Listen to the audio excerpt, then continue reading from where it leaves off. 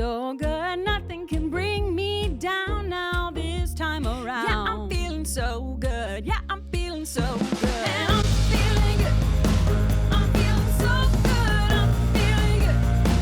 I'm feeling so good. Nothing can bring me down now this time around. Yeah, I'm feeling so good. Yeah, I'm feeling so good. Oh, hey. Notice the headband, peep the headband, covering up the roots and my Botox wearing off at the same time. Before we jump into the show, I just want to give a shout out to everybody who may not know me because you're a super huge Tiffany fan. Guys, tonight is going to be amazing. So first, I want to introduce you to our moderator. Her name is Holly Mutlu. And she is going to be watching your comments so that I don't have to, because I want to be focused on what I'm doing. Then we also have Raquel McClenahan, and she is an in real life friend here with me in SoCal. And I'm going to spotlight you for a minute, Raquel. This is my beautiful, talented friend. And on Easter Sunday at church, she did a live painting of our Lord and Savior Jesus Christ during the service. And I was like, that's cool. And so I asked her to come tonight and do a live painting for us during the episode. So we're going to be able to watch her thumbnail as we have our amazing show. You'll be able to see her painting come to life, and we'll talk about what the painting is at the end. So hi everyone in the comments. I'm going to start us off, guys, with an original song. I don't know if you can just take it all in. I'm a lot, guys. I'm a lot. Okay, look at the hair. My lashes, the goal is for my lashes to be seen from space, okay? And I know a lot of my fans and followers, and I know a lot of Tiffany's fans and followers are also a lot. And this is an original song I wrote last year. It's coming out on my album later this year, and it's called Rainbow. So if you've ever been told that you are just a bit too much, this song is for you. More beautiful than you know, your rainbow. You feel me? Right? Yes, Jamie says yes, Casey. Listen, guys, the name of this show is called Stay Home, Stay Sane, and I don't know about you, but my sanity's hanging on by a thread. In fact, I was thinking today with that it's Friday, and by the time I hit Friday afternoon, I hate everyone and everything because I'm now homeschooling full time, which is something I did not sign up for on purpose. Y'all feel me? So also this, I think it's hysterical that, like, I guess an asteroid is coming, but we're all kind of like, yeah, that sounds about right. And then, did you guys see the UFOs? Anybody see the UFOs that are apparently, I was kind of like, okay, there's always like random sightings of aliens and stuff. No, CNN put out that the Pentagon released UFO photos. The Pentagon, either that or the CIA or something official. And I was like, why aren't guys, should we be freaking out? But we're all freaked out. We've run out, our freaker out and broke. We're done with it. So that's why I called this the Stay Sane Show, because how can we make it through this, right? So I have an amazing lineup of guests for this variety hour. Earlier this week, I sat down with Jen Hatmaker. She has a new book out. And she talked to us about how to like really own being ourselves. And today's guest, of course, Tiffany, we're going to talk about mental health and crippling anxiety while stuck inside with our families. And for those of you who know and love me, and you've really maybe not jumped into Tiffany's deep well of content, I want to go ahead and share a couple of her most popular videos right before I give you her like official spiel bio. So I'm going to share my screen. Now, this particular video I'm about to show you, what's crazy about it is the sound of this video is going viral on TikTok. I do not do the TikToking. I am not a TikToker. Okay, I can't add anything else to my life. And I'm going to ask Tiffany how. She is also TikToking. But on TikTok, you can take the audio from somebody else and make really funny videos like lip syncing to it.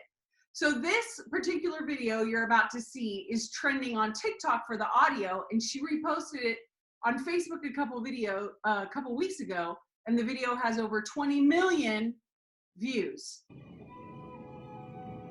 Why is that person running? Are you okay? Is somebody chasing you? You're running on purpose? It's 7 in the morning. Look at you and your little tennis outfit. You going to play some tennis after this? I mean, your hair has been blow dried. You woke up and blow dried that? Bleed it? Hey, son, can you tone it down, please? It's a little early for all this brightness. Swear to God, none of these people better talk to me.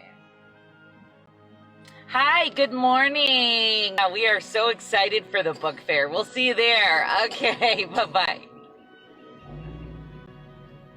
Girls, hair is French braided. Your mom woke up and French braided her hair this morning? You guys had time to do that? I literally hate everybody. I'm trying to figure out, do we need stoplights here in Pier and Pickup so you know when to slow down and let me over? Thank you so much for not being a douchebag, Tammy. You are gonna be a douchebag. Oh, okay, cool. That's fine. I'll just keep going straight. I'll get out of here before you anyway.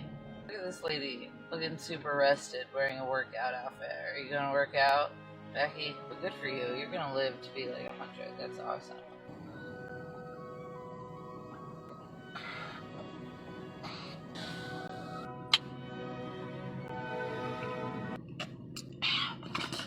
Listen, whose idea was it to grow up? Honestly, this adult thing is not for me. I like to just go back to playing Super Nintendo and watching Captain Planet. I regret every single nap I never took as a child. I'm sorry. Stop share, gallery view. There she is. I'm freaking out. I'm such a huge fan. I'm so excited to meet you in real life-ish. I mean, whatever. What is real life anymore? Oh, yeah. Sorry. I didn't know if I was supposed to go on yet or not. That's all right. I know it's Zoom is like super awkward, but we're doing it. This is yay. So I just wanted to thank you so much because you are such a warrior when it comes to mental health and anxiety and sobriety and just leading the way for so many people.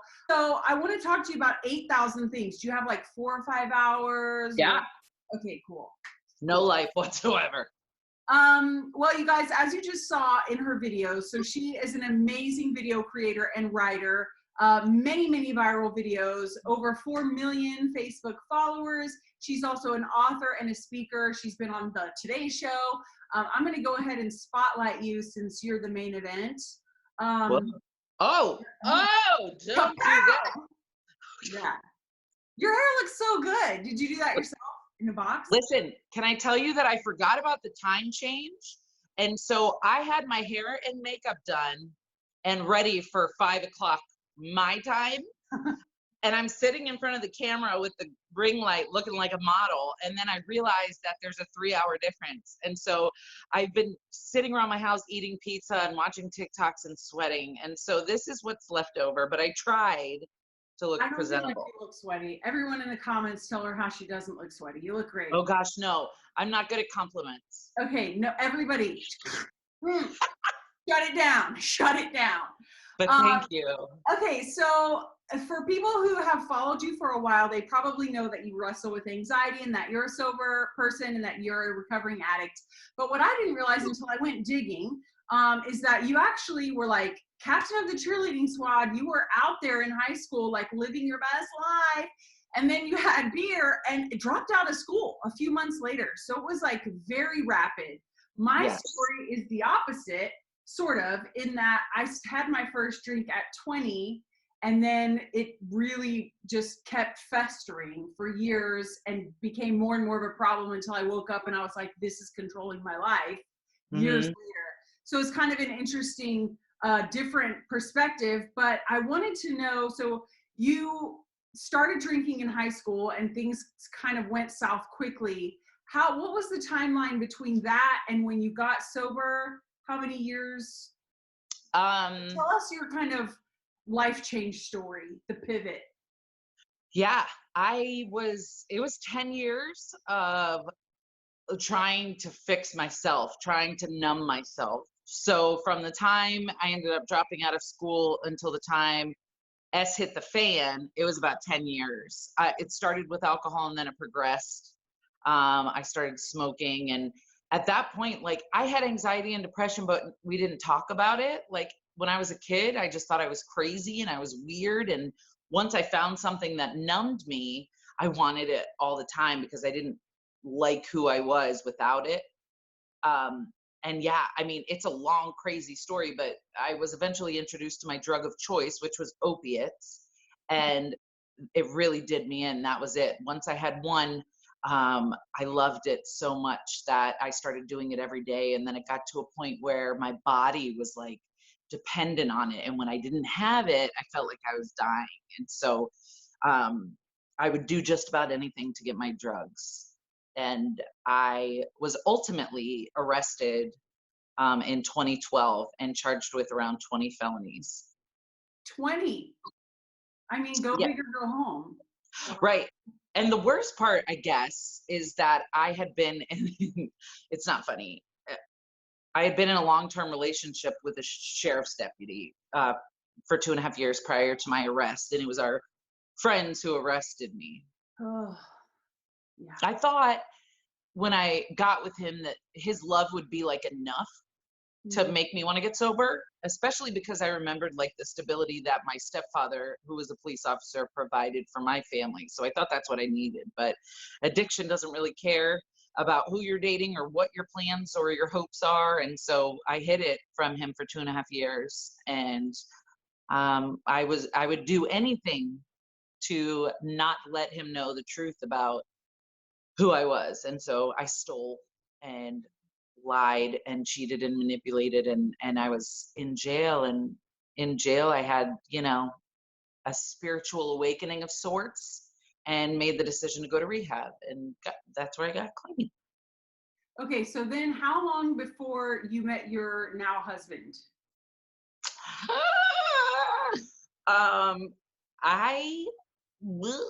So funny thing about that is I went to a 6-month treatment program directly from jail. I left jail and went right to rehab because I knew that's what I needed to fix my brain. I couldn't do it myself. After rehab, I made the decision to go to a halfway house because I still needed accountability, but I also was like ready for freedom. Mm-hmm. And so right after I moved into the halfway house, I met this dude the night that he was commencing from his rehab program. And we started talking that night, and 2 months later I was pregnant. And so I was living in a halfway house and he was living in a halfway house and I was pregnant. Okay, guys, here's where it gets crazy. You would think that was the crazy part, which all of that was crazy. But this is where I'm like, wow. So you're pregnant, you guys get married, you have your child, and then within 6 months you're pregnant again. Yeah. So then you have 2 tiny people, then your bonus daughter moves in. All this is happening. You're still a newly sober person. Like, oh dear God, oh dear God. So how were you just like going to a lot of meetings, texting your sponsor? Like what? I mean, it makes a difference, I think, when you have a little person who needs you. I think that like you can see this person depends on me. I do think that that really affects us. But wow, way to go you. Thank you. It was a lot. I had a pretty good foundation of recovery. And they kind of solidified like where I wanted to go and stuff, but they also brought some challenges with them. When Chloe was born, she had like colic and acid reflux and a dairy allergy, and she hated my guts, and she screamed from sun up to sundown, and I was miserable. I could not bond with her. I regretted having her. I resented all the kids. Every noise they made, it was like nails on a chalkboard. I was miserable, and I would go online to like see what other people were doing, other parents, and everybody seemed happy and perfect. So that, you know, reiterated the fact that I was failing and something was wrong with me. I called my sponsor. I couldn't really bring my kids to the meetings because when I brought them to the meetings, they would just run in every direction, and my anxiety wouldn't let me sit and listen because I was too busy worried about what everybody was thinking of the noises they were making and trying to chase them. So I had distanced myself from recovery. But I ended up calling the doctor and saying, hey, dude, I don't want these kids anymore.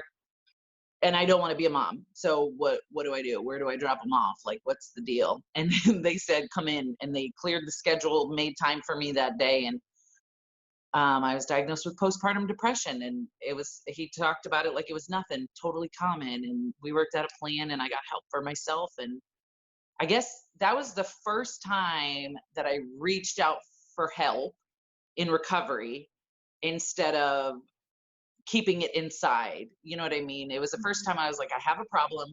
I need to fix it. I need help. And it was the coolest decision I ever made because I was able to start like being the mom that I was meant to be. I love that. So I know that this is all kind of heavy, guys, right off the bat, a little bit heavy, but we're gonna, this is how we enlighten, by talking about it. We pick up the load, we help people pick this up and move on. So I also want to just, like any newly sober person who's live now or watching this when I post it, you're going through a pandemic. This is a tough time. Reach out for help. I will be totally transparent that I called a couple weeks ago one of my friends and I was like, I'm out on this whole thing. I'm posting comedy videos and I want to die. I can't, like, the disconnect. I'm over it. I'm done. It's like she kind of talked me through it. And we talked about like some coping things, you know, like things that I knew, but I needed to hear someone tell me, needed to hear that I was okay. So call your friends, people, call your friends, call a sponsor, talk to someone. But what you did, which we are all so dadgum thankful for, is you started writing and you started your blog. So tell us about the progression between, I'm just going to write some of my crazy out, like therapeutically, and like now superstar, bajillions of views. You must get recognized everywhere you go because of how many views. Like, it's mind-boggling to me. So how did that progress when you started your blog? I started writing, I mean, just like you said, I didn't have expectations. Of course, I hoped that it would be able to help people. I've always been a ham. I've always been the class clown. I've always loved being, it's so weird because I say I love being the center of attention, but I also hate it. Like, it's hard to explain in words. But carry on with the questions. Okay, my dog just decided to hop up. The first thing is, real quick, Kelsey, someone wanted to know what was the name of the website that you used when you wanted to quitting thinking about drinking or whatever. Tired of thinking about drinking.com. Tired of thinking about drinking.com. Yes. Okay, Tiffany. Yeah. We have one person that says, I'm currently having to take controlled anxiety medication and would like to get away from that as I struggle with self-injury addiction. And I have a history of family addiction. How do you deal with anxiety without the benzos? I couldn't do it alone. Once I found out what it was and I knew like the steps to take, it was super helpful. I've been to a doctor. I'm under a doctor's care currently for my anxiety. I also do online therapy, and I've done a lot of research about like different coping mechanisms, and it's been trial and error for me. I am on antidepressants. They're not benzos. They're non-narcotic, but the pistons in my brain aren't firing off the way they're supposed to. So I needed a little additional help in that area. But I think it's important to get help. And if, I used to take benzos when I was partying, and they would knock me out for days at a time. I couldn't function. So if you're struggling, try to explore other avenues as well, get a second opinion. And I have found that painting and bubble baths and meditation have been the greatest anti-anxiety medicines of all time. Okay, Mary Jo from New York says, Tiff, no matter how many times I hear your story, I always get something from it. Aw, that's nice So, to hear. Thanks, and Mary then Jo. she said, what fellowship do you prefer? So here's the thing is I try not to talk about specific programs online usually just because I don't ever, you're not supposed to, A, and B, I don't ever want to steer anyone like to or away from something that could save their life. So I will say that I am a fan of both fellowships and I get different things from both of the fellowships. What does that mean? I don't know what that means. So there's Narcotics Anonymous and Alcoholics Anonymous. Narcotics Anonymous, in my opinion, in my experience, consists of for the most part, a younger generation, people coming, in and out a lot. And Alcoholics Anonymous has a lot of what they call old timers and people who've been around for a long time and have a lot of wisdom. And that's just my personal experience. That's in no way a blanket statement. And I'm already nervous. That's why I don't talk about it. But take everything that I say with a grain of salt is all I'm saying. But yeah, I get different things from both. I love interacting with the people my age who are having fun and being sober. And I love hearing the wise words of people who have been in recovery for 30, 40 years. So I like both. Okay, and then Times get hard. I was going to say, someone wants to know your Taco Bell order. Yes, easy. 2 cheese quesadillas, a cheesy gordita crunch, and a cheesy bean and rice burrito, and a cheesy roll-up, and a medium Dr. Pepper. Nice. And the crunchy Cinna sticks. Hi, I see you. I'm a college student, double major in elementary education, special education. I deal with anxiety, autism, and PTSD myself. My question would be, when it comes to talking with middle school and high school students, what would you do to help them realize that it's okay to get help, but there are coping strategies that are not effective? Yes. First of all, hi. It's so nice to meet you. Thank you for the love. And second of all, I would say we need to stop sugarcoating things for these kids. I know that a lot of times people don't want us to talk openly and honestly to the kids about the truth, about mental illness and, addiction and things like that. But I spent my whole childhood feeling weird and out of place because I had anxiety and depression and all this stuff. And so I think that letting them know, like, hey, you're not alone and it's okay to feel a little out there. And if you can't talk to your parents, talk to me. And if you can't talk to me, please reach out to somebody because it's going to be okay. And I think what's happening is a lot of people are becoming more vocal about their mental health. And I think it's really helping to see others struggling because we're chipping away at that stigma. And Okay, I've got one more. Sure. So, as somebody that is open, especially about autism, would you want, if Chloe, if your child's in my class, would you want me to be open about it and take that extra step to discuss, it's okay to feel sad, it's okay to feel anxious, but let's cope effectively? 100%. And I think a lot of times we don't know what's going on in these kids' homes. We don't know what the background is. We don't know what their parents are talking about, if they're neglecting them, if they're loving them, if they're sheltering them. And so I think being a safe place for your students is huge. And sometimes your advice or love might be all they've ever gotten. And so I always think you should be honest and open about that. 100%. Thank you. Thank you so much. I saw in the chat someone asked if I had a rock bottom moment or what my rock bottom moment was as I promote Erica to chat.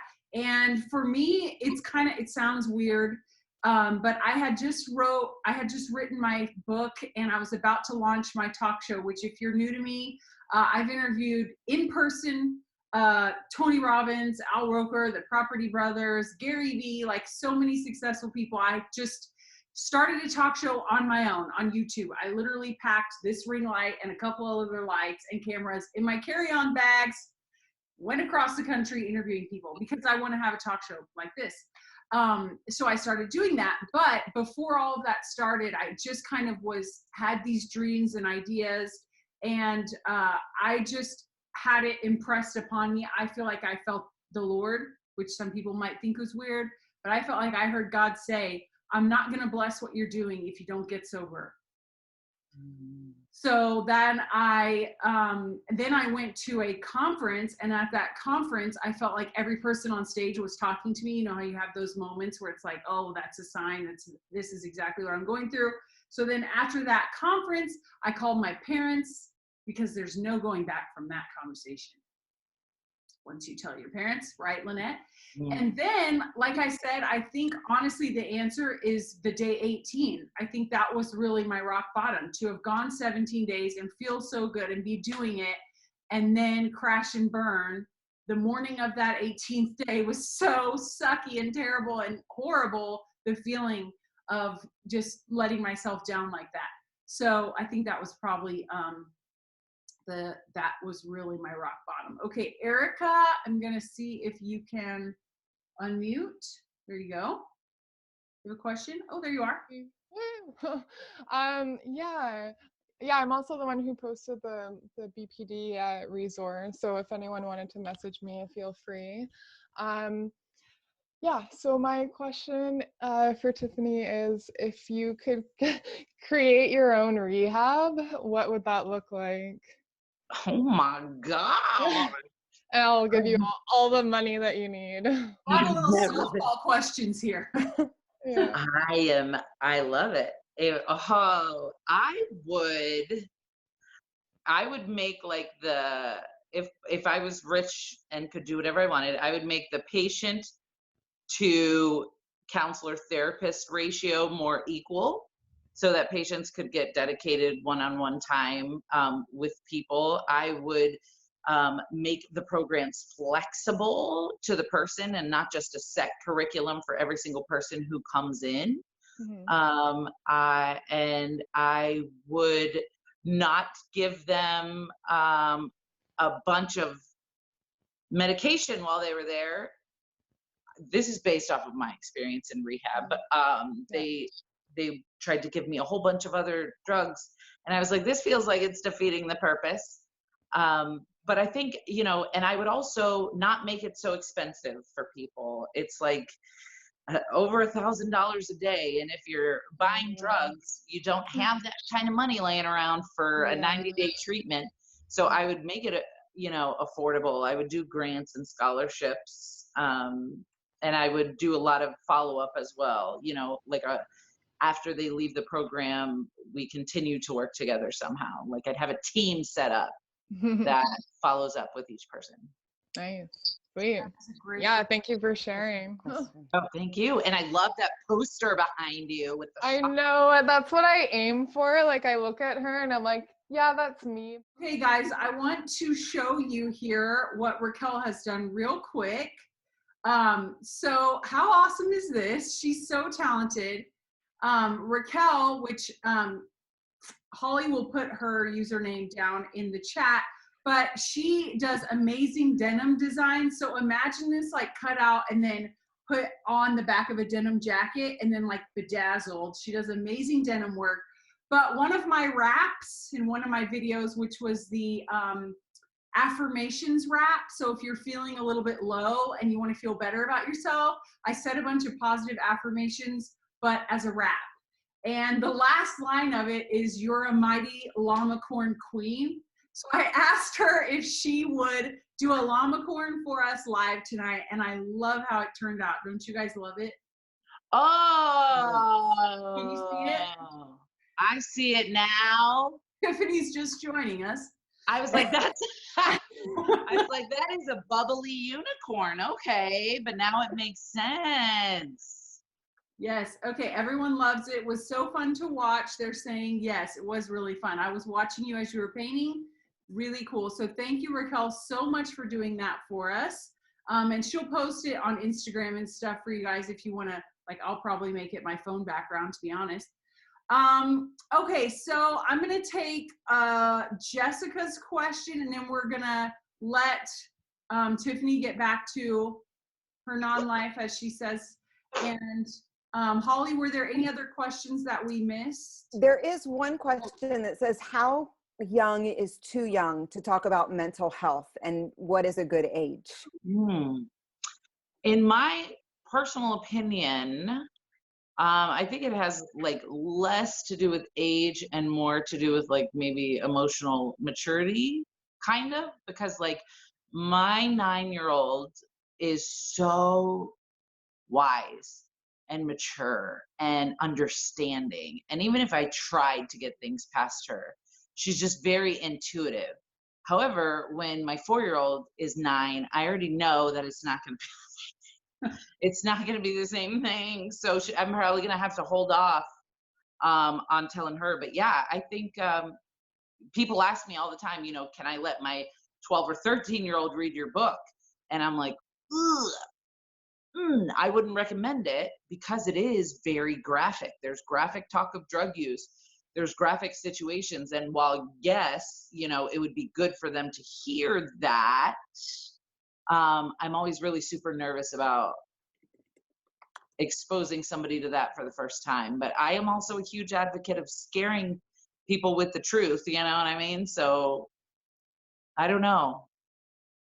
I don't know either. I have sort of, I think you're right about talking to, like, each child is different. I only have one kid, and she's 6, and I have already started explaining things like, you know, well, first of all, you already talk about like each kid is different. So maybe you'd be like, someone might have autism, or someone, you know, so you already are having those kind of conversations. So kind of extending it to like, well, and right now mommy's just like, I just need quiet.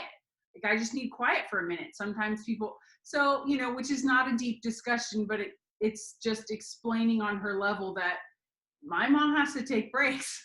That's what she would probably tell someone. My mom has to take a lot of breaks, you know, and that's true. And that's fine. And I think that as she gets older, you know, they start to pick up on more things.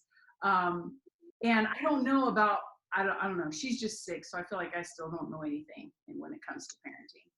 I feel like a lot, and I worry also that a lot of my anxiety rubs off on my son, especially. He's 5, but I see so much of myself in him. And there's a lot of fear and hesitation. And there's a lot of like pent up frustration and anger. And he feels everything so deeply. And I'm scared that by me being scared of everything and being like, watch out, be careful, don't step on that, stay close to me, that he's going to be afraid of everything, you know, and he's never going to learn anything for himself. And so I also think that it's important to be careful what you say around super young kids, because I think it was Chloe the other day on a live, I asked her a question. She said, because you have anxiety. And I was like, I felt like the worst mom in the world. And everybody's like, it's okay. You know, it's okay for her to know that. But I'm like, I don't want her to know that word just yet. Like, I don't know. And maybe it's because I felt a little bit of that stigma there also still, you know, with her, it coming out of her mouth, it felt like a bad word for some reason. Mm-hmm. But somebody said, Tiffany, you should write a children's book about mental health. And I've never once considered that, and I dig it. And while you were talking, you're like, mommy needs timeouts. I'm like, well, that would be a perfect title. My mommy always needs timeouts. Write that down. Yeah. Can I add something? Definitely do that. Yes, of course. It's not my show. Sorry. I mean, I'm totally here as the moderator, but I just want to say that I believe that and I'm a mom of 4 boys from the ages of 32 down to 16, and also a mom that has struggled with anxiety. And so, listen, the older 2 are my stepsons. So, you know, depends. Okay. My husband's 10 years older, but if I'm feeling a little naughty, I'll just say I have a great plastic surgeon. But anyways, so But having been through all of this and being someone myself who struggles with anxiety, we have always raised our kids that from the get-go to learn how to describe their feelings. So my youngest son, when he was really little, started struggling with anxiety. And I was that mom that was like, don't leave my side at Target because some man is going to take you. And if he takes you, then I'm never going to see you. And then I just would spin out of control because to me, if I shared the extreme, then he's not going to leave me. He'll be fine. And I had no idea. So now here I've spent the last, 12, 14 years undoing the things that I did in my kids. And it's amazing because now my kids are like, it's just so great. So for those of you who are out there right now and you're thinking, I just jacked my kid up, listen, it's not too late to just start to just let them, sharing and being honest, but there are words that are age appropriate. So like for my youngest son, we would use the word nervous or excited. So nervous was more of a little bit of a negative feeling, but excited can be good or bad. So, getting creative with the words that you use. And I think it should be, to me, it's kind of like sex. It should be a conversation that starts very young, age appropriate, and just always continues. And moms, if you do this, your children will talk to you all the time. And it's beautiful. My daughter already knows the word nervited, which I taught her because that's how I live my life, is nervous and excited perpetually. Oh, and so she's I like that. Sometimes, and I had to tell her, I made that up. That's not real. That's just like a funny mommy thing. Cool. Because I think she said it at like on a Zoom or something. I was like, people know what that is. But thank you so much for sharing that with us. You look so young. I forget how old your children are. Being honest. Thank you. So I appreciate you sharing wisdom with us. And that is the goal, isn't it, Tiffany? Like if they will just talk to me, right? Like just share with me. That's the goal. That's what I want. Mm-hmm. Absolutely. It was so nice to hear you say how you would describe in detail about your kids being kidnapped, because I do that to my son. Somebody will take you and I will never see you again, and they'll do bad things. And like, this kid's 5, but like word for word, you said, I felt like if I scared him enough, he would not leave my side, and the truth is we're doing that for us, not for them. Like we're doing it for us. And I have said those exact words. And while saying it, I'm like, maybe I shouldn't be doing this. You can always, now I'm like teaching my kids how to step outside of their comfort. Well, now like my youngest is 16. So, but they're all, it's just amazing to watch how your kids can develop beyond your own limitations if you let them. Wow. What do you do? Are you like a counselor of some kind? Kind of, yeah. Okay. And an author. So she has a book, and then the rap is like the playlist. The book. It's very interesting and cool what she does. Thank you. Which is why I had her as my moderator. Okay, we have one last question. Jessica, I'm going to promote you. Last question of the night. Here she comes. Oh, sassy picture, Jessica. Okay, girl. You're such school teacher with your muted microphone. Real quick, while we're waiting for her. Is she talking? Can you hear me? Oh, there she is. Now we Hi. can. My bad. Hi. Sorry about the picture. I'm going to start my video, actually. Here we go. Okay, that's me. Hi. Hi. First of all, I just want to say thank you, ladies, so much. I actually stumbled on this by accident. Well, a good accident. I was just scrolling through Facebook, and I saw Kelsey's extroverts, in quarantine, and I love those videos. I think they're absolutely hilarious. So I checked out, your site, and I saw that you guys had this going on, and I was so excited. And then I read on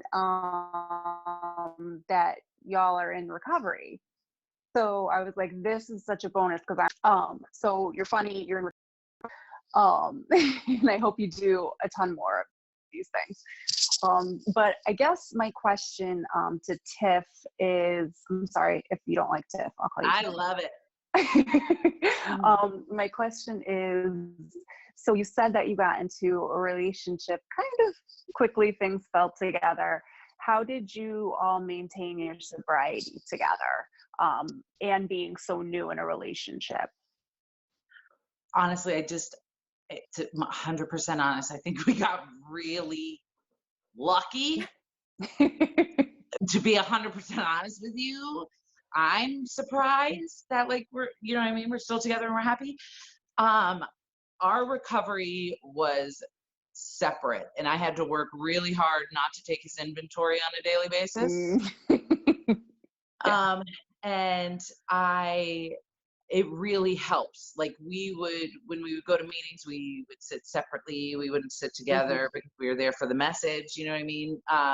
And again, and it's weird, I think about it, from the time I met him, basically I was pregnant. So we've never known each other just like as a couple other than like until the baby popped out.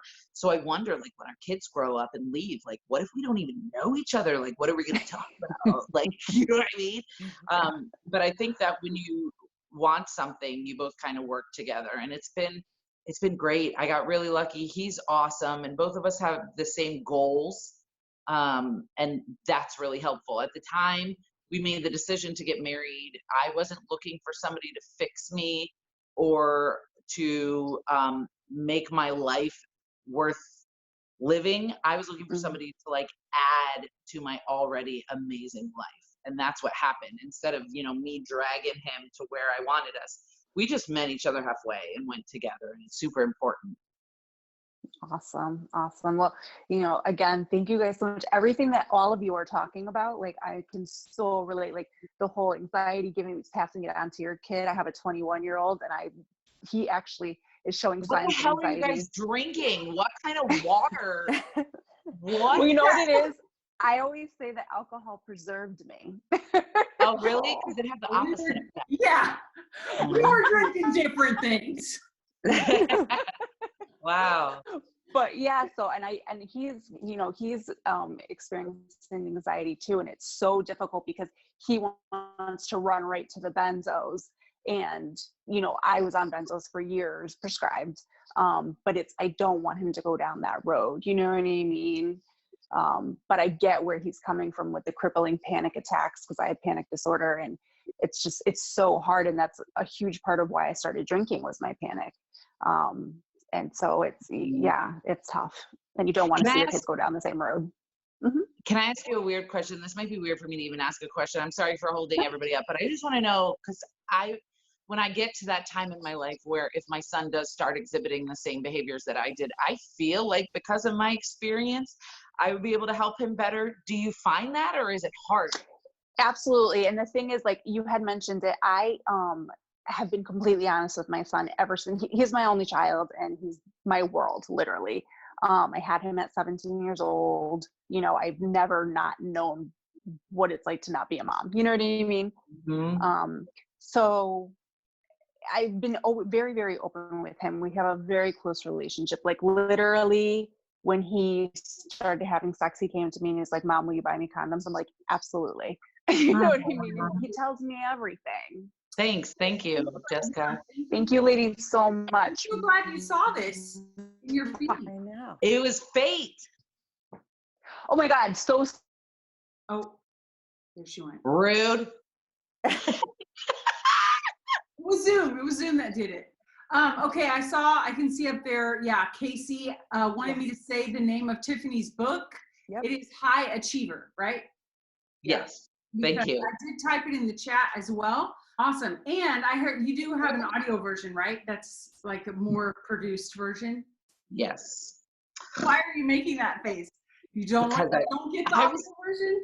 I was not prepared when I went in to record the audio version.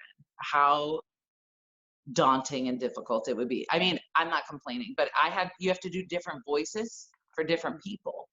And I didn't realize that. And a lot of my people are gang members and people in jail. And so I'm like trying to do these accents, and I'm like, oh my God, we have to start over. I'm sorry. That was too much. Too much. Oh, I wish I could have been a fly on the wall to see that. That sounds Uh-huh. awesome. On the last live show on Wednesday, people voted on what they wanted me to sing. So I'm going to do Jolene as Dolly Parton right now. However, I only know how to do Dolly's voice, and I haven't figured out how to do like a full impression. So while I am singing, it is very clear that I'm concentrating super hard on sounding like Jolene. So I'm going to pull up the video, which has, I just did a tally. I'm at 668,000 views on this Jolene video, which is pretty awesome. And I'm going to sing it for you guys live here after I get all my ducks in a row. Let's see if my speaker is still on. I know you're all on the edge of your seat. This is what's great about being on a live show, is that it's just different. I actually really dig this. I like how you had Raquel painting and you had Q&A and interview. It was like, it felt like a real like show. I dig it. That's my goal. Last week or the last episode, I had a comedian come on and he did actual, like, he showed stand-up clips. So we had a few clips of him doing that before the interview. And I sang, of course, I'll probably sing every time. What my vision for what I wanted 5 years ago when I started is now the Kelly Clarkson show. Like, exactly. But she got renewed for a second season, and someday she will want to retire. Yep. And there I will be. Mm-hmm. So I just feel like that's proof of concept for me. Okay, Yes. let's see if I can get, okay, let's share screen here. Don't gain that quarantine 15. Okay, well, that happened. Thank you. So yeah, she has an interesting voice, and that was my first ever singing impression, but I want to do more because they're pretty fun and people seem to really like it. So that's it for us, guys. I think, is that it for the chat? We had like 180 people. So thank you guys so much. Tiffany, I am a huge fan. Thank you so much for doing this, for being here, for chatting, for talking about all of it, all the things. Thank you. I appreciate you so much. And thank you everyone who hopped on live. I was going to do a big live tour, and so we're doing Really same. Yeah, so I appreciate people showing up for live streams. It's something, it's something for us to do together, to have a little bit of togetherness and to laugh together. It's good for our hearts. So I love you all. Thank you, everybody. And Thank you so much for having me. I appreciate it. Okay, I'm fangirling, Tiffany. I'm going to fangirl. You guys follow them on social media. Thank you. Alrighty. Bye. Guys. Bye. You guys, how amazing was Tiffany Jenkins? I hope you found this episode encouraging and inspiring. I hope it helped you if you deal with mental health issues or anxiety, or if you're trying to get sober or stay sober. Make sure you reach out to friends and family if you are struggling. And I encourage you to get on live streams like this. For real, you guys. I was kind of skeptical how things would turn out, but I really enjoy being on a live show with other guests, talking in real time, getting to see real-time comments. It's almost as fun as being on stage and getting to do meet and greets in person. So until then, I hope you will reserve a seat. You can go to thekelseyshow.com and reserve a free ticket for the guest of your choice, or get an all-access pass for all of my future live stream shows on Zoom. It's been a really cool experience so far, and I know every episode is going to get better and better, especially with the guests I have lined up coming up soon: Leanne Morgan, Tom Papa, the Holderness family, Jackie Fabulous, Adley, and many other artists and musicians who are going to contribute to episodes as well. So I will see you on the next live stream, or I'll be back soon with another fun, encouraging, hilarious video.